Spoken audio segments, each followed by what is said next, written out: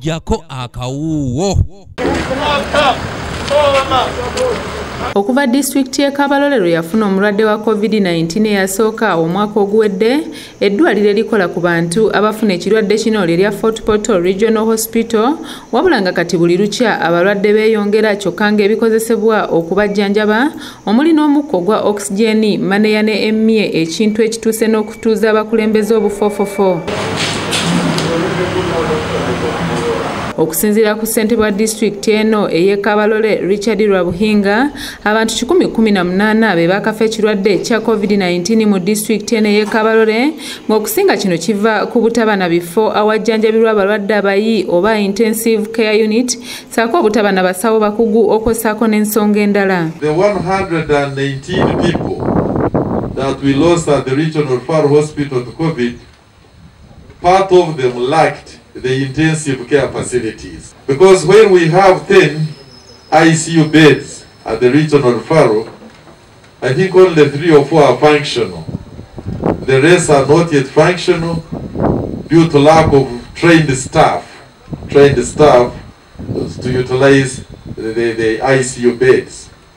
And therefore, as we start on this important project today, my Lord, I want to implore the organizing team also think about training.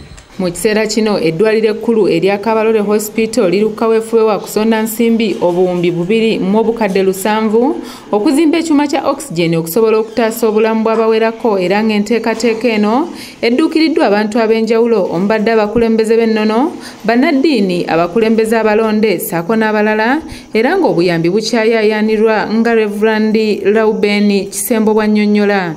Patients would come at the hospital, but they will be sent to Fort Portal Regional Referral Hospital.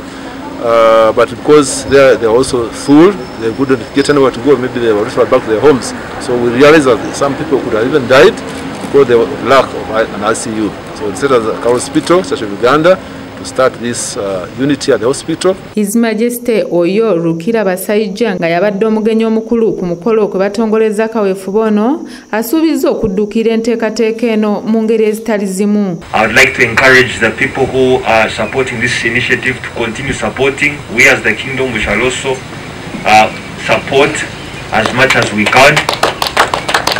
I would like to direct the Prime Minister Utoro to work hand in hand with the people who brought this initiative to life. Amot, I think we will be working with him closely. Robert Kule yakusakidde eggulire lino okula ABS television. I expect results also from the side of the Kingdom in supporting this great initiative.